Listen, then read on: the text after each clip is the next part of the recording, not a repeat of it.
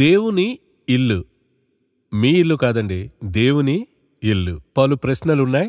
రండి బ్రదర్ ఎండి జగన్ని కలుద్దాం. స్వాగతం బ్రదర్. దేవుని ఇల్లు. ఒకరు నన్ను కలిసి అడిగారు, అశ్విన్, దేవుని ఇల్లు అంటే అన్ని పర్ఫెక్ట్గా ఉండాలి, అవును కదా? అవును అన్నాను. సమస్యలే ఉండకూడదు, అంతే కదా? అవునండి అన్నా. పీస్ఫుల్గా ఉండాలి, అవునండి అన్నా. అయితే దేవుని ఇల్లు అంటే ఎందుకు ఇన్ని సమస్యలు, ఎందుకు ఇలా ఉంటుంది అన్నారు. నేనన్నాను, ఈ కార్యక్రమం చూడండి, చాలా విషయాలు మనకు తెలుస్తాయి అన్నాను. దేవుని ఇల్లు అని సింపుల్గా మనం ఒక లైన్లో చెప్తున్నాం. అయితే ఆ దేవుని ఇల్లు అని చెప్తున్నట్టయితే అక్కడ ప్రెజెన్స్ నింపబడి ఉంది. ఎలా మనం రెబేకా గురించి తరచూ చూస్తున్నాం. ఈ గాడ్ ప్రెజెన్స్ అని మనం చెప్తున్నాం కదా, పరిశుద్ధాత్మ దేవుని ప్రెజెన్స్ అని. అదేంటంటే I stand presence of God అని అంటే దాన్ని మనం లైట్గా చెప్పలేం కదా. గాడ్ ప్రెజెన్స్ అని చెప్పినప్పుడు ఆ ప్రెజెన్స్ అలా ఉంటుంది. ఒక ఇంట్లో దేవుని ప్రెజెన్స్, దేవుని ఇల్లు అని చెబితేనే ఆ ప్రెజెన్స్ లోపల ఉంటేనే ఎలా ఉంటుంది అని ఒక ఊహ. ఎలా ఉంటుంది? ఇప్పుడు మీరు మొదట అడిగిన ప్రశ్నకు జవాబు చెప్పి ఇందులోకి వద్దాం. ఒక దేవుని ఇల్లు అంటే పర్ఫెక్ట్గా ఉంటుంది అనే ఒక ఎక్స్పెక్టేషన్ మనకు ఉంటుంది కదా. మన గత ఎపిసోడ్లో మీరొక మాట ముందు పెట్టారు. ఆ గుణవతి అయిన భార్య తన ఇంటిని కడుతుంది. అప్పుడు ఆ ఇల్లు కట్టలేదని అర్థం. కడుతుంది అంటే ఏంటి అర్థము? బిల్డ్ చేస్తుంది. అప్పుడు బిల్డ్ చేయని ఇల్లు ఎలాగుంటుంది? ఇంపర్ఫెక్ట్ పర్ఫెక్ట్ కాందిగా ఉంటుంది కదా. అప్పుడు ఒక ఇంటిని పర్ఫెక్ట్ చేయడానికే దేవుడు వచ్చి మనల్ని ఉంచున్నాడు. పర్ఫెక్ట్ అనే ఇల్లు హెవెన్ని సూచిస్తుంది. అవును, చాలా పర్ఫెక్ట్గా ఉండాలంటే అక్కడికి వెళ్ళి చూడాలి. అవును, అది వాస్తవం. ఆయన ఒక్కడే పర్ఫెక్ట్. ఒక ఇంట్లో భార్యాభర్తలు ఇద్దరూ ఉండాలి. భర్త పర్ఫెక్ట్గా ఉండాలి, భార్య పర్ఫెక్ట్గా ఉండాలి. అప్పుడే అది పర్ఫెక్ట్ అయిన ఇల్లు కదా. ఇప్పుడు భర్త పర్ఫెక్ట్గా ఉండి భార్య కాకపోతే చాలా కష్టం కదా. ఇప్పుడు క్రైస్ట్ పర్ఫెక్ట్. అప్పుడు సంఘం ఇంకా పర్ఫెక్ట్ కాలేదు. అలా పర్ఫెక్ట్ అవుతున్నప్పుడే పర్ఫెక్ట్ అయిన ఇల్లుగా మారుతుంది. సో సంఘం అది కడుతుంది. అప్పుడు సంఘములో ఉన్న ఇల్లులన్నీ కూడా ఆ ఇంపర్ఫెక్షన్లో ఉన్నారు. పర్ఫెక్ట్ కావడానికే సంఘంగా మనం రెడీ అవుతూ ఉన్నాం. అదే మనము రెడీ అయ్యి మనము అక్కడున్న కుటుంబాలు రెడీ చేస్తున్నాం. So they must know. ఒక మెకానిక్ షాప్కి వెళ్ళి మీరు అడగలేరు, ఎందుకంటే బండ్లు ఇలా రిపేర్గా ఉన్నాయి. నేను షోరూంలో చూశాను, బండ్లన్నీ కరెక్ట్గా ఉన్నాయి. మెకానిక్ షాప్లో బండ్లు అలాగే. ఇంకా చెప్పాలంటే అది షోరూంలో ఉంటేనే పర్ఫెక్ట్గా ఉంటుంది. అవును, బండి నడిపితే కొంచెం సమస్య. అవును, షోరూం. మీరు షోరూం వెనుక యాడికే వెళ్ళి చూడండి, అది వేరేలాగా ఉంటుంది.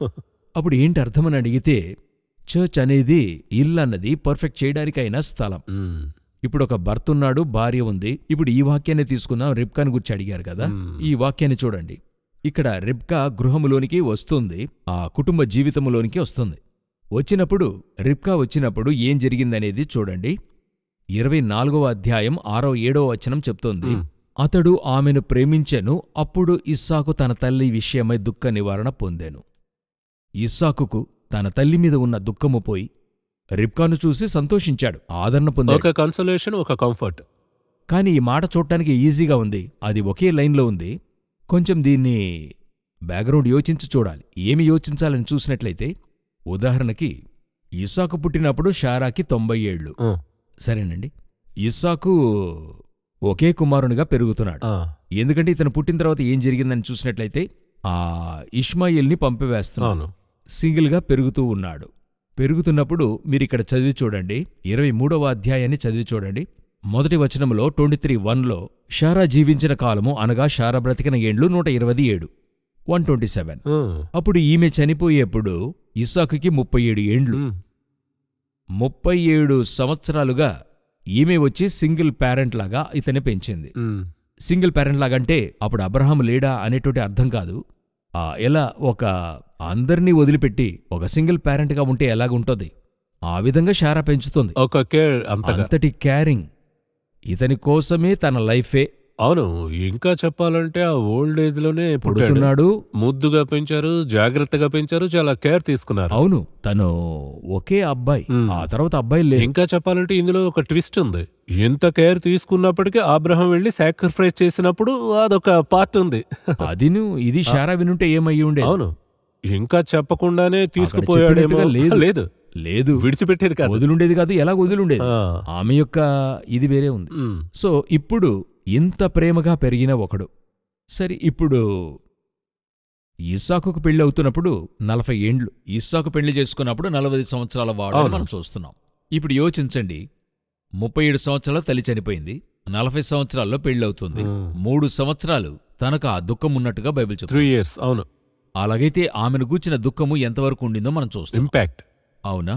ఈరోజున్నటువంటి పిల్లలకు తల్లిదండ్రుల ప్రేమన్నది ఎంతో లైట్గా అయిపోయింది. ఎన్నో ఏండ్ల క్రితం నాకొక సహోదరి తెలుసు. ఆమె తండ్రి చనిపోయి 1 సంవత్సరం వరకు కన్సోల్ చేయలేకపోయాం మేము. 1 year డిప్రెషన్ రేంజ్కి వెళ్ళిపోయిందా. ఇంతకీ 2 పిల్లలు, ఆమె రెండవ కూతురే. అయినా ఆమె తండ్రి చనిపోయినది అంగీకరించలేకపోయింది. ఆ విధంగానే నేను చెప్తున్నాను, 3 సంవత్సరాలు ఇస్సాకు దుఃఖంలో ఉండాడు. అంటే షారా ఏ విధంగా పెంచుంటుంది. ఆ దుఃఖాన్ని రిబ్కా నివారిస్తున్నట్టు రాయబడి ఉంటుంది. అప్పుడు రిబ్కా యొక్క ప్రేమ ఎటువంటిదిగా ఉండాలి? షారా ప్రేమను మరిపించినదిగా ఉండుండాలి రిబ్కాది, లేక ఆమె ప్రేమకు ఈక్వల్గా ఉండుండాలి. అలాగుండుంటేగాని తాను ఆదరణ పొందుండేవాడు. సో ఇంట్లోకి వచ్చే ఒక బుద్ధిగల స్త్రీ ఎలాంటి నేచర్, ఎలా ఆ ఇంటిని కడుతుంది? ఇప్పుడు చెప్పుకున్నట్టయితే డిప్రెషన్, అంతటి సమస్యలో తనున్నాడు. లోనికొచ్చినప్పుడు తను ఆదరణ పొందాడు అని ఉంటది. ఒక 3 సంవత్సరాలు ఉన్నటువంటి సమస్యను అంత ఈజీగా ఎలా సాల్వ్ చేయగలరు? అప్పుడు లోనికొచ్చినటువంటి ఆ రెబ్కాను గూర్చి యోచించండి. పెద్దగా వయసులో ఉండిన ఆమె కాదు, అలా లోనికొస్తుంది ఒక యవనస్తురాలే. కాని ఆ యవనస్తురాలు తన ఇంటిని కట్టుకొని తన భర్తకున్న దుఃఖాన్ని మార్చగలిగిందంటే అంత మెచ్యూరిటీ, అంత గాడ్ స్పిరిట్ ఉంది. ఆ గాడ్స్ విల్, మీరు చెప్పిన గాడ్స్ ప్రెసెన్స్ అదే. ఒకరిని కన్సోల్ చేసేది గాడే కదా, ఇంకెవరు కన్సోల్ చేయలేరు కదా. రిబ్కా యొక్క స్పిరిచువాలిటీ ఎక్స్ట్రాడినరీ. అలాంటి ప్రేమ, దేవుని యొక్క ప్రేమ మనలో నింపబడి ఉండాలి పరిశుద్ధాత్మ వలన.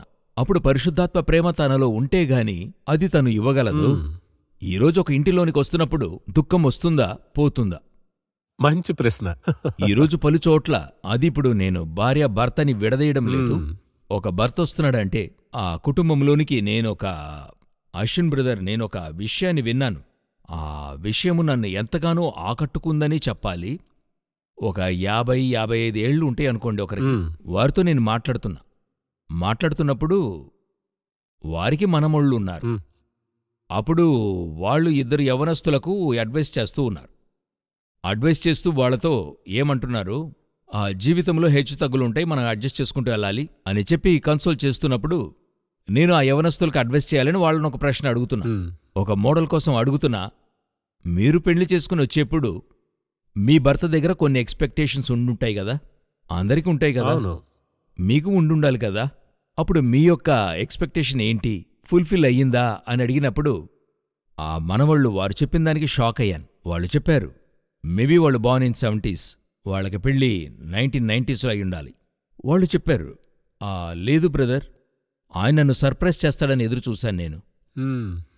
నాకు ఈరోజు ఉండేటువంటి పిల్లలు చెప్పేటువంటి మాట, ఇప్పుడుండే పిల్లలే సర్ప్రైజ్ అనేటువంటి మాట ఇప్పుడే మనం వింటున్నాం. ఎందుకంటే బర్త్డే రోజు ఒక 12 గంటలకి లేపి హ్యాపీ బర్త్డే చెప్పడం, లేక 12 గంటలకు కేక్ కోయడం, లేకపోతే సడన్గా గిఫ్ట్ ఇవ్వడం, సర్ప్రైజ్ అని ఇస్తారు కదా. ఒక మనవుడు ఉన్నటువంటి తల్లి చెప్తుంది, నేనొక సర్ప్రైజ్ ఎదురు చూశాను ఆయన దగ్గర నుండి, ఆ బర్త్డే రోజు రావాలి, విష్ చేయాలి, ఒక కార్డ్ ఇవ్వాలి. ఆమె రేంజ్కి చెప్తుంది ఒక కార్డ్ ఇవ్వాలి. నేను అడిగాను, అలా చేశారా? అయితే ఆయనకి నా బర్త్డేని జ్ఞాపకంలో ఉండదన్నారు. అప్పుడు ఎంతటి ఒక ఎదురు చూపు లేకుండా పోయిందో చూశారా? ఎక్స్పెక్టేషన్. ఆమె అట్లే జీవించేసింది. ఇప్పుడు నేను అడుగుతున్నా, ఇప్పుడు ఆమెకి దుఃఖమే గదా, అవునా? కాని ఇటువంటి దుఃఖములో ఉండే ఒక ఫ్యామిలీని కన్సోల్ చేసే వ్యక్తి ఉండాలి కదా. ఇప్పుడు న్యాయముగా ఈమె ఎక్స్పెక్టేషన్ ఆయన ఏం చేసి ఉండాలి, నెరవేర్చి ఉండాలి. ఇదే రెబెకా. ఒక్కొక్క ఫ్యామిలీలోనూ ఒక్కొక్కరి దగ్గర ఒక ఎక్స్పెక్టేషన్ ఉంటుంది, ఒక సింపుల్ ఎక్స్పెక్టేషనే. అదేదో పెద్దగా నాకు తాజ్మహల్ కట్టిపెట్టమని ఎవరు అడగరు, కన్ఫర్మ్గా అడిగినా దొరకదు, వేరే విషయం అది. అయితే నేనేమంటున్నా, వారి ఎక్స్పెక్టేషన్ ఏంటి? ఫోన్ చేసి తిన్నావా అనేది ఎక్స్పెక్టేషన్ అయి ఉంటుంది. మనం అది కూడా చేయడం లేదే, ఆ ఫోన్ రాదే. అక్కడ వారి ఎదురుచూపు అక్కడ పోయి ఒక పీరియడ్లో ఎదురు చూసేది లేదు. వారి లైఫ్ స్టైల్ అలా మారిపోయింది. అయితే 30 ఏళ్ల తర్వాత ఒక ఇంటర్వ్యూలో అడుగుతున్నప్పుడు ఏదో ఒక కాన్వర్సేషన్లో బయటపడుతుంది, నాకో ఎక్స్పెక్టేషన్ ఉండింది అన్నట్టుగా. రిబ్కా అది పూర్తి చేసినట్టుగా చూడగలము. అదే అండర్స్టాండ్ చేసుకుంటున్నారు 4000 years బ్యాక్. అదే చాలా ఇంపార్టెంట్. అదే కాకుండా హోలీ స్పిరిట్ వర్క్ అక్కడ చూడాల్సి ఉంది. ఆమె లోనికొచ్చి ఆదరిస్తుంది. రిబ్కా లోనికి రావడంలో మరొకటి గ్రహించాలి, ఆ ఇంటిలో ఒక వ్యాక్యూమ్ ఉంది, ఒక గ్యాప్ ఉంది, లేకపోతే ఆ చోట ఒక ఖాళీ అయిన స్థలం ఉంది. ఎవరంటే శారా లేకపోవడం. ఆ స్థలాన్ని ఫిల్ చేయడానికే ఇప్పుడు వ్యక్తి అవసరం. ఇందులో ఒక డీప్ స్పిరిచువల్ మీనింగ్ ఉంది. ఆ స్పిరిచువాలిటీ ఆ రిబేకా అండర్స్టాండ్ చేసుకున్నారు. అది ఎంతకు ఏంటంటే ఎంతవరకు వచ్చారని మనం చూస్తున్నాం, కానీ చూడకుండా వస్తున్నాము. లాస్ట్ కార్యక్రమంలో చూసాం, స్పిరిచువాలిటీ అంతా దాటి ప్రాక్టికల్ గా ఒక ఫెయిత్ యాంగిల్లో వస్తున్నారు లోపలికి. ఆమె స్పిరిచువల్ కైన మూవీ అద్భుతంగా. అవును, స్థలం చూడలేదు, ఏమీ చూడలేదు, అసలు ఏది చూడలేదు, బయోడేటా లేదు. ఇంతకీ ఆమె ఒంటెలకి నీళ్లు పోశారు. ఆ స్పిరిచువల్ మూవ్ ఎంత దూరం వెళ్ళిందో చూడండి. చూసాం కదా. డెసిషన్, విశ్వాసం. చూచి నమ్మిన వారి కంటే చూడక నమ్మిన వారి ధన్యులను ఉంది కదా. చర్చ్ వచ్చి రిబ్కా, యేసుక్రీస్తు ఇస్సాకును చూడక విశ్వసిస్తున్నాం కదా. ఇప్పుడు అదే జరుగుతుంది. రిబ్కా చూడకుండానే చూడకుండా నమ్ముతున్నారు. అట్లే నేరుగా వెళుతుంది. వెళ్ళి ఇప్పుడు లోనికి వెళ్ళి ఎలాగ మీ వల్ల ఇంతటి ఒక వాక్యూమ్ని మీరు నింపగలరు. ఈరోజు మనం లోనికి వచ్చి ఒక విషయాన్ని నెరవేర్చడానికి లోనికి వస్తున్నప్పుడు మన మూలంగా దుఃఖం వస్తుందా, లేకపోతే మన మూలంగా ఆదరణ కలుగుతుందా? ఇదే ప్రశ్న. ఇప్పుడు యాకోబు వచ్చి ఇష్టపడి పెళ్లి చేసుకుంటున్నాడు. ఈ విధంగా కాదు. రాహేలును ప్రేమించి 7 సంవత్సరాలు పనిచేస్తున్నాడు. కాని లాబాను చెప్తాడు, లేయాని ఇస్తాను, రాహేల్ని ఇవ్వడం. రాహేల్కై 7 సంవత్సరాలు పనిచేయమంటాడు. ఇప్పుడు 14 years పనిచేస్తున్నాడు. ఇంకొక విషయం, 14 years రాహేల్ కోసం పనిచేశాడు, లేయా కోసం పనిచేయలేదు. లేక లేయా కోసమని. బట్ యాకోబు మట్టుకైతే మిగతా 7 సంవత్సరాలు రాహేల్ కోసమే పనిచేస్తున్నాడు. ఈ 14 years పనిచేస్తున్నాడు. మీరు ఆ విషయం చూడటానికి సింపుల్గా ఉంటుంది. మీరు ఊరికనే చదివి చూడండి, చూడటానికి ఒక విధంగానే ఉంటుంది. అయితే ఇప్పుడు ఏముంది 30వ అధ్యాయంలో 30th చాప్టర్లో ఈ విషయాన్ని మనం కొంత స్పిరిచువల్గానే చూడాలి. సరేనా? 30వ అధ్యాయంలో 14-15. ఇప్పుడు ఇక్కడ రూబెన్ వచ్చి ఒక ఫ్రూట్ తెస్తున్నాడు. ఉందండి అది 14-15. అవునా? ఒక ఫ్రూట్ తెస్తున్నాడు. తెచ్చిన తర్వాత ఆ ఫ్రూట్ పైన రాహేల్కి ఒక ఆశ కలిగింది. ఆ పుత్రదాత వృక్షపు పండ్లని ఉంటుంది, నాకు కొంచెం ఇవ్వండి అని అడుగుతుంది. అడిగిన వెంటనే లేయా చెప్తుంది, నువ్వు నా భర్తను నువ్వే తీసుకున్నావు, ఇప్పుడు నా కుమారుని పండ్లు కూడా నువ్వు అడుగుతున్నావు అంటే. తర్వాత రాహేలు నోట నుండి వచ్చే మాట చూడండి. వెంటనే రాహేలు చెప్తుంది, నీ కుమారుని దగ్గరున్న పండ్లు నాకు ఇవ్వు, దాని నిమిత్తం భర్తను పంపుతుంది. దీన్ని మీరు నార్మల్గా ప్రాక్టికల్గా మీరు చూడదు. విషయాన్ని గమనించండి.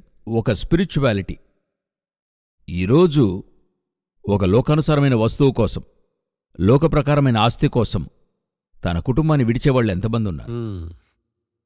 మన గత జనరేషన్, మన తల్లిదండ్రులు, అవ్వాతాతలు కుటుంబం కొరకు చనిపోయిన వాళ్ళున్నారు, సాక్రిఫైస్ చేసేవారు, ఎన్నో కార్యాలు చేసిన వాళ్ళున్నారు. ఈరోజు తన యొక్క సంతోషమే ముఖ్యం, తన జీవితమే ముఖ్యం. దానికోసం తమ జీవితాలు పోగొట్టుకున్న వాళ్ళు ఎంతమంది ఉన్నారు? సమీపములో ఒక వార్త విన్నాను. 2 విషయాలు నా వల్ల అది టక్కని దాని నుండి బయటికి రాలేకపోయా, డైజెస్ట్ కాలేదు. అదేంటంటే, ఒక తల్లికి బిడ్డ పుట్టి 6 నెలలు, 6 నెలలు అవుతుంది. ఆమె చెప్తుంది, నేను ఈ బిడ్డతో ఫెడ్డప్ అయిపోయాను. ఏడుస్తుంది. ఆ తర్వాత స్నగ్గీలు మార్చాల్సి ఉంది అని తల్లి చెప్తుంది. దానికి ఆమె చేసిందే చాలా ఇంపార్టెంట్. అందువల్ల నేనొక 6 నెలలు రిలాక్స్గా ఎక్కడికైనా వెళ్ళొద్దాం అనుకుంటున్నా. బిడ్డను చూసుకోమని భర్త దగ్గరిచ్చి వెళ్ళిపోయింది. ఒక 3 months రిలాక్స్గా వెళ్ళిపోయింది. దీన్ని ఏమాత్రం మీరు యోచించగలుగుతున్నారా? చాలా వ్యత్యాసంగా ఉంది. రెండోది, ఇమేజ్ చేయలేకపోతున్నారు. ఎలా కూడా ఉంటారా అని అనిపిస్తుంది. ఒక తర్వాత ఇంకొక ఇన్సిడెంట్. ఒక భార్యకి బయట దేశంలో పని దొరుకుతుంది. ఆమెకి ఇక్కడే మంచి ఉద్యోగం ఉంది. ఒక 1.5 లక్ష సంపాదన. పని వచ్చింది. ఇప్పుడు ఆమె భర్తతో చెప్పింది, విదేశాల పని వచ్చింది, వెళదామంటే భర్త చెప్తున్నాడు, మనం ఇక్కడ సంపాదిస్తున్నాం. లేదు, విదేశాలకు వెళ్ళడం అంబిషన్, నేనెళ్తా అని అంటుంది. సరే అని భర్త పంపిస్తున్నాడు. ఒక 6 నెలల తర్వాత భర్తను పిలిపించుకుంటుంది. మీరు రండి, వాళ్లకున్నది ఒక అబ్బాయి, రమ్మని చెప్తుంది. ఆమె చెప్పిన మాట, ఆ అబ్బాయిని అక్కడ ఉంచండి, మీరు మాత్రం రండి. అందుకైనా అడుగుతున్నాడు, మనకున్నది ఒక అబ్బాయి, వాడిని ఎక్కడ వదిలి రమ్మంటావు? హాస్టల్లో వదిలిరండి. అప్పుడు భర్త అడుగుతున్నాడు, ఎందుకు హాస్టల్లో వదిలి రావాలి? నీకొక శాలరీ ఉంది, నేను అక్కడికి వచ్చి బాగా సంపాదిస్తాను అంటే ఆమె నోనో, మనం కొంతకాలం జాలీగా లైఫ్ స్పెండ్ చేయాలి. ఇది నా చిన్నతనం నుండి ఉన్న ఒక ఇంట్రెస్ట్. హాస్టల్లో ఉంచండి. భర్త చెప్పాడు, నా వల్ల కుదరదు అబ్బాయిని వదిలి. అబ్బాయికి 15 ఏళ్ళు అవుతుంది. అప్పుడు యోచించండి, చివరి కాలంలో ప్రేమ చల్లారుతుంది అని ఉంది. ఈరోజు ఇటువంటి సంభవాలు మనకి తెలిసి 1-2, తెలియకుండా ఎన్ని జరుగుతున్నాయో తెలియదు. ఇందులో స్త్రీలని పురుషులని లేదు, ఏ పక్షపాతం లేదు. అందరి ప్రేమ ఇప్పుడు ఇలాగే అయిపోతుంది. అప్పుడు ఒక ఇంటి లోపల తన భర్త కొరకు ఇంటిలోనికి వచ్చి ఆ దుఃఖ నివారణ కలిగించే ఒక ప్రేమ ఉండిన కాలముండింది. అది మారుతుంది. అదే కాలఘట్టములో తన యొక్క సంతోషం కొరకు తన కుటుంబాన్ని విడిచిపెట్టే దగ్గరికి వచ్చేసింది. ఇది అన్ని వయసుల వారి మధ్య ఉంది. ఒక 18 నుండి 20 ఏళ్ల పిల్లోడు, అబ్బాయి కుటుంబాన్ని వదిలి నాకు ఈ అమ్మాయి కావాలని వెళ్ళిపోతున్నాడు. ఒక వివాహమైన వాళ్ళు నాకు ఈ లైఫ్లో స్పేసే లేదు, నేను స్వేచ్ఛగా ఉండాలి, కుటుంబం వద్దని డివోర్స్కి అప్లై చేస్తున్నాడు. పెళ్ళైన వాళ్ళు బిడ్డ ఉంటే కష్టమని చెప్పి బిడ్డను పుట్టించుకోనని వాళ్ళు ఉన్నారు. అట్లే బిడ్డ పుట్టినప్పటికీ ఆ బిడ్డ మన ఎదుగుదలకు అడ్డుగా ఉందని తీసుకెళ్లి ఒక హాస్టల్లో, మీరు నమ్ముతారా, 5 ఏళ్ల పిల్లల్ని హాస్టల్లో వేస్తున్నారు. ఆ స్కూల్కి ఇటువంటి పేరు, ఆ రెసిడెన్షియల్ స్కూల్. అక్కడున్నారు పిల్లలు. అయితే ఇద్దరూ సంపాదిస్తున్నారు. So they don't know the real factor about the family. కుటుంబం అంటే ఏంటో వాళ్ళకి తెలియలే. వీళ్ళు కుటుంబాన్ని కడుతున్నారా? లేదు. వీళ్ళ ఇల్లు కట్టపడకుండా ఉంది. అయితే వీళ్ళ దగ్గర డబ్బుంది. అయితే బిల్డింగ్ ఉంది, ఊర్లో ల్యాండ్ ఉంది, కొంత బంగారమూ ఉంది, మంచి ఒక పోషైన కారు ఉంది. ఒక టెంపరరీ విషయానికి ఇంత శ్రమ పడుతున్నారు. అయితే వాళ్ళకి తెలియలేదు నన్నెందుకు గాడ్ ఈ గుడారంలోనికి తీసుకొచ్చాడు. ఆ స్పిరిచువాలిటీ. అయితే దేవుని ఇల్లుంది, దేవుడు లేడు. దేవుడు మీ దగ్గర ఉన్నాడన్నందుకు ఏ చిహ్నమూ లేదు. పరిశుద్ధాత్ముడు మీ దగ్గరుంటే ఆత్మఫలములు, ప్రేమ, సంతోషము, దీర్ఘశాంతము ఇవన్నీ ఉన్నాయి కదా. ఇవన్నీ మీ దగ్గర ఉన్నాయంటే దేవుడు మీ దగ్గర ఉన్నాడనే అర్థం. లేడంటే లేడనే అర్థం. ఈరోజు పలు కుటుంబాలు ఈ స్థితిలోనే ఉన్నాయి. అప్పుడు ఈ కుటుంబాన్ని ఎలా కడతారు మీరు? మరి ఏ కాలంలోనూ లేని స్థితికి ఈ కాలంలో ఒక మాయ ఉంది. ఫ్యామిలీ అని చెప్పిన వెంటనే మిగతా వాళ్లతో కంపేర్ చేసి వాళ్ళ స్థాయికి నేనొక ఇంటిని కలిగి ఉండాలి, ఇటువంటి ఒక వరల్డ్లీ పారామీటర్స్ ఉంది. అదే ఉంది. స్పిరిచువల్ పారామీటర్స్ లేవు. ఒక కాలంలో వరల్డ్లీ పారామీటర్ కింద మనం ఉన్నాం, కానీ స్పిరిచువల్గా సంతోషంగా ఉండాం. నేను పైకి రాకూడదని చెప్పలేదు. అయితే దాని గురించి మనం దిగులు పడకుండా దేవుడు హెచ్చిస్తాడు. అయితే దేవునితో ఉన్న రిలేషన్షిప్ కరెక్ట్గా ఉండింది. ఇప్పుడు అభివృద్ధి అయ్యే కొద్దీ దేవునితో రిలేషన్షిప్ లేదు. చాలా సింపుల్గా ఒక మాట చెప్పాలంటే, ఒక కాలంలో చర్చ్ చుట్టూతా ఇల్లులుండేవి. ఇప్పుడు స్కూల్ ఎక్కడుందో దాని దగ్గర ఇల్లు ఉంది. కన్వీనియన్స్. ఎందుకని అడిగితే స్కూల్కి బిడ్డ వెళ్ళి రావాలి కదా. పికప్ డ్రాప్ అంతా ఉంది. అయితే చర్చ్ దూరంగా ఉంటే సమస్య లేదు. అది మాత్రమే కాకుండా నేను చూసే మరో యాంగిల్ ఏంటంటే, మా మదర్ లైఫ్లో నేను చూసింది, దాదాపు వారు కూడా ఈ కాన్సెప్ట్లోకి వస్తున్నారు. చెప్పాలంటే ఆవిడ సౌత్ ఆఫ్రికా నుంచి వస్తున్నారు. వచ్చి ఇక్కడ మ్యారేజ్ అయ్యి 3 పిల్లలు, నేను 2వ అబ్బాయిని. అయితే ఒక విషయంలో చాలా స్పష్టంగా ఉన్నారు. ఎవ్రీడే ప్రేయర్, మాకు డైలీ ఒక పాట పాడి ఒక ప్రార్థన చేసి ఆ విషయం అయితే చిన్న వయసులోనే మాకు టీచ్ చేశారు. ఆ స్లోగన్, అఫ్కోర్స్ ఆమె మరణించి 4 years అవుతుంది. వారి గ్రేవ్ యార్డ్ లో family which praise together stays together అని స్టేట్మెంట్ గా మేము అక్కడ ఉంచాం. అయితే వారు జీవించి చూపించారు.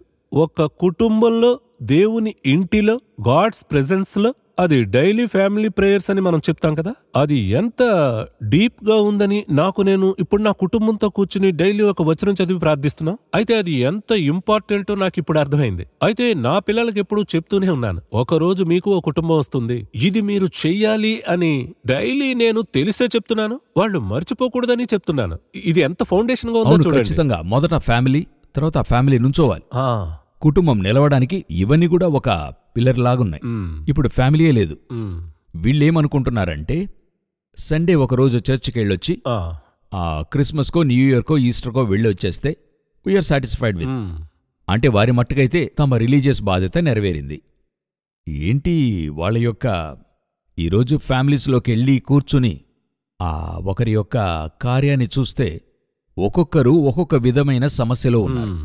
ప్రాక్టికల్గా అయితే వారి ఫ్యామిలీ వచ్చి బయట చూస్తే భయంకరంగా ఉంటుంది. అయితే మీరు గత కార్యక్రమంలో తెలియజేసిన రీతిగా ఎలాంటి కండిషన్లో ఉన్న ఒక నమ్మకం ఉంది, ఒక గుడ్ న్యూస్ ఉంది, సరి చేసుకోవచ్చు అనే ఆ విషయం ఉంది. ఇప్పుడు కూడా దేవుని వల్ల సరి చేయగలడు. ఏం లేదు, ఇప్పుడు మీరు చెప్పారు కదా, మేం ఫ్యామిలీగా ప్రార్థిస్తున్నాం, ఇది స్టార్ట్ చేయమనండి, ఇది మాత్రం స్టార్ట్ చేయమనండి. స్టార్టింగ్ పాయింట్ గా ఇది ఉంచమని చెప్పండి. ఎన్ని ఫ్యామిలీస్ బాగుంటాయో చూడండి. ఈరోజు 1008 కారణాలున్నాయి. పిల్లలు ట్యూషన్కి వెళ్తున్నారు, ఆయన పని నుండి లేటుగా వస్తున్నాడు, ఆమె పని నుండి లేటుగా వస్తుంది. ఇలా ఒక్కొక్కరు ఒక్కొక్క కారణాన్ని ఉంచుకుని, అయితే ఇవన్నీ వీళ్ళకి వీళ్లే ఎక్స్క్యూజ్గా ఉంచుకునేది. బాడీలో ఒక సిమ్టమ్ వస్తుంది, ఒంట్లో వస్తుంది, ఏదో ఒకటి అలా వస్తుంది. వెంటనే మనం ఏం చేస్తాం?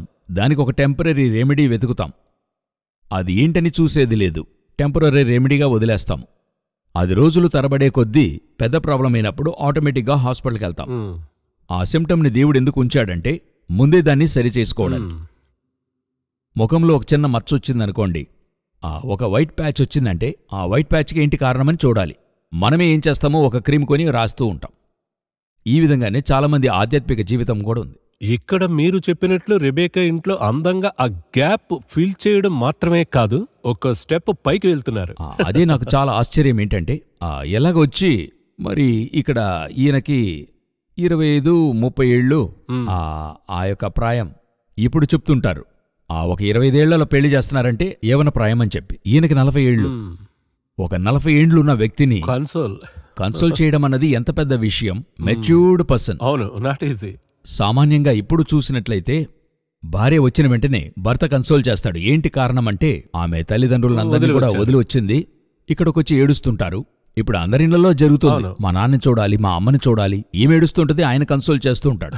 ఈమె ఇంట్లోకి వస్తుంది, ఆయన ఏడుస్తుంటాడు. అదే రివర్స్ గా ఉంది. ఏంటంటే ఆయన దుఃఖంగా ఉన్నాడు. ఏం శోకంగా ఉన్నారు, ఎందుకు దుఃఖంగా ఉన్నారు? మా అమ్మ నన్ను అలా పెంచింది. ఈరోజు నేను ఫ్యామిలీ మీటింగ్స్కి వెళ్తాను, కౌన్సిలింగ్కి వెళ్తాను అంటే చర్చెస్లో పిలుస్తుంటారు. పిలిస్తే నేను చెప్తాను, 2 కార్యాలు ఇద్దరూ చెప్పకూడదు. ఒకటి భర్త చెప్పకూడని ఒక మాట ఉంది, భార్య చెప్పకూడని ఒక మాట ఉంది. భర్త చెప్పకూడని మాట ఏంటని అడిగితే, భార్య వంట చేస్తే మా అమ్మ చేసినట్టుగా లేదని చెప్పకూడదు. చాలా కష్టం భర్తకి.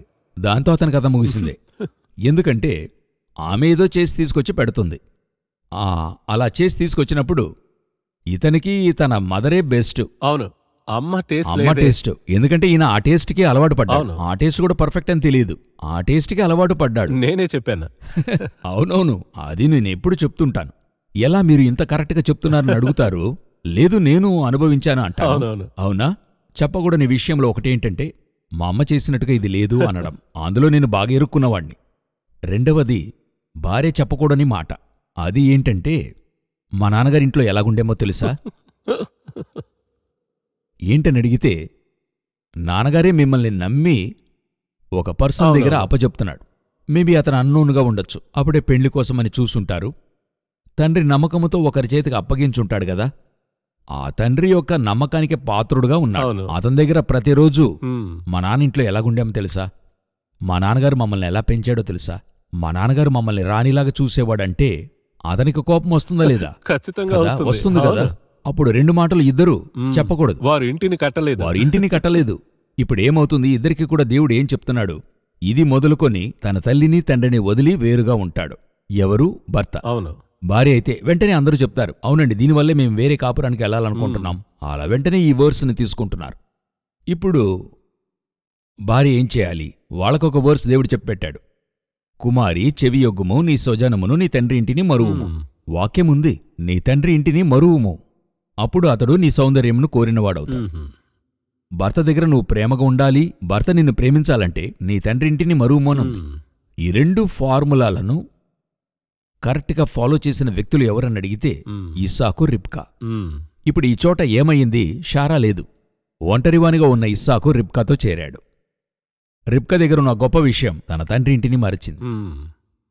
ఇప్పుడు మనం ముందుగా చెప్పుకున్నాం, మనమంతా స్పిరిచువల్ సెన్స్ లో మాట్లాడుతాం. అవును, స్పిరిచువల్ సెన్స్. ఎందుకంటే తిన్నగా ప్రేక్షకులు చూస్తే ఇలా చెప్పారు అలా చెప్పారు అని చెప్పనక్కర్లేదు. కానీ దీన్ని డీప్ గా చూడాలనేది ఒక స్పిరిచువల్ గానే. వెంటనే తల్లిదండ్రులు వదిలేరు. అవునవును, అలా కాదు కదా, అలా కాదని అర్థం. ఇక్కడ ఏంటి విషయం అంటే, ఇప్పుడు అబ్రహాము ఆ సేవకుణ్ణి ఇసాకుకు భార్యను చూడటానికి వెళ్ళినప్పుడు ఒకే ఒక ముఖ్యమైన విషయాన్ని చెప్తున్నాడు. నా కుమారుడు కనాను వదిలి వెళ్లకుండా చూసుకో అంటున్నాడు. చాలా క్లియర్ గా ఉన్నాడు. అప్పుడు రిబ్కా లోనికొచ్చింది. రిబ్కా లోనికొచ్చిన తర్వాత ఈమె వచ్చి ఇస్సాకును పెళ్లి చేసుకుని ఏక శరీరమయ్యారు వాక్యానుసారం. అవును. అందులో మరి రిబ్కా కనాను వదిలిపెట్టి వెళ్ళినా గాని అది ఇస్సాకు వెళ్లేంత సమానం. అవును. అవునా? అప్పుడు ఇస్సాకు వెళ్ళకూడదంటే తిను వెళ్ళకూడదు, రిబ్కా వెళ్ళకూడదు. రిబ్కా తిరిగి వెళ్ళదు. చాలా క్లియర్గా ఉన్నాడు. చాలా పర్ఫెక్ట్. చివరి వరకు ఆమె అదే కానానులో ఆ అబ్రహాము శారాల సమాధిలోనే పాతిపెట్టబడతారు. అదొకటి. రెండవది ఏంటంటే total Abraham concept, spiritual concept ని అర్థం చేసుకుంటున్నారు, లోనికి తీసుకుంటారు. ఇప్పుడు దీనినే each and everybody has to learn. లోనికొచ్చే దుఃఖ నివారణ అవుతుంది. దుఃఖము పోగొట్టి ఇప్పుడు ఈమె వెళ్ళిపోయిందనుకోండి, ఈమె వచ్చి 3 సంవత్సరాలు లేని ఆ దుఃఖాన్ని మార్చి రిబ్కా మార్చివేసింది. ఇప్పుడు హఠాత్తుగా రిబ్కా చెప్తోంది, తీసుకుని వెళ్ళిపోవడం. ప్రేమ కలిగి తీసుకెళ్లడం ఒకటుంది, నేను వెళ్ళి రిలాక్స్ గా రెస్ట్ తీసుకుని 1 నెల తర్వాత వస్తానంటే ఆ కాలంలోనైతే వెళ్ళి రావడానికి 15 రోజులు అవుతుంది. ఎందుకంటే ఇస్రాయేల్ నుండి సిరియాకి వెళ్ళాలి, డిస్టెన్స్కి వెళ్ళాలి. అలా చెప్తున్నారనుకోండి, తర్వాత ఇతను దిగులు పడతాడు. వెళ్ళలేదు ఆమె. ఈ ఫార్ములాని ఆమె ఫాలో చేసింది చూసారా? ఇదే మనం చేయాల్సి ఉంది. క్రైస్ట్కి ఒక ఫార్ములా ఉంది. ఆ ఫార్ములా ఫాలో చేయడానికే వధువనే సంఘం ఉంది. అది ఇంట్లో ప్రతిఫలించాలి. ఆ కుటుంబమే కట్టబడే కుటుంబంగా ఉంటుంది. దేవుని యొక్క ఇల్లు. దేవుని యొక్క ఇల్లు. చాలా సంతోషం బ్రదర్ జగన్. చాలా మాట్లాడాలనుంది, చాలా ప్రశ్నలున్నాయి. అయితే మరో కార్యక్రమంలో రెబెకా యొక్క క్యారెక్టర్ తవ్వుతూ ఉంటే అలా వస్తూనే ఉన్నాయి. తర్వాత మరో క్యారెక్టర్ చూద్దాం. ఈ కార్యక్రమానికి మీరు వచ్చినందుకు సంతోషం. చివరిగా ప్రేక్షకులకు ఒకటి చెప్తున్నా, మీరు ప్రార్థిస్తున్నారు. నేను ఎప్పుడూ చెప్తూ ఉంటా, ఈ కార్యక్రమం కోసం మాత్రం కాకుండా మీ సేవ కోసం, ఇంకా హెవెన్లీ లీడర్ మినిస్ట్రీ కోసం, శుభవార్త టీవీ కార్యక్రమాల కోసం ప్రార్థించండి అని. వేరేమీ అడగల, ప్రార్థన. వి వాంట్ ప్రేక్షకులు మీరు చూస్తున్నారు, చాలా మంది బ్లెస్సింగ్ అవుతున్నారు, చాలా మంది ప్రార్థిస్తున్నామని కూడా కామెంట్స్ పంపుతున్నారు. చాలా సంతోషం. తప్పకుండా ఈ 2 సేవల కోసం ప్రార్థించండి. ఈ మినిస్ట్రీ, ఈ కార్యక్రమాలు దాదాపుగా మనం 500 కార్యక్రమాలు చేశాం టోటల్ గా. ఇది ఎలా ప్రారంభించామో తెలియదు, కానీ దేవుని చిత్తం బయలుపరచబడింది. గాడ్స్ లీడింగ్ ఉంది. మనం కూర్చున్నప్పుడు వచ్చి కూర్చుని వెంటనే పరిశుద్ధాత్మ మాట్లాడుతున్నాడు. అదే మనకి, అంటే నాకు నచ్చిన టైం షూటింగ్ టైమే. ఎందుకంటే వచ్చి కూర్చున్నాం, గాడ్స్ ప్రెజెన్స్ మనం ఫీల్ అవుతున్నాం, మాట్లాడుతున్నాం. అది కాకుండా ప్రేక్షకులు చూస్తున్నారు. సో మా ఇద్దరి తరపున అడుగుతున్నాం, మీరు ప్రార్థించాలి అని. ఈ సేవ కోసం ప్రార్థించండి, దేవుడు మిమ్మల్ని ఆశీర్వదిస్తాడు. అది కాకుండా తరచుగా ఇతరులకు షేర్ చేయండి. ఇప్పుడు మనం లోన్ చేస్తున్నాం అనేది ఒకటి, నేను పొందిన సంతోషాన్ని ఇంకో 10 మంది పొందాలని షేర్ చేస్తే ప్రయోజనం ఉంటుంది. ఈ కార్యక్రమానికి మీరు వచ్చినందుకు సంతోషం. వందనాలు.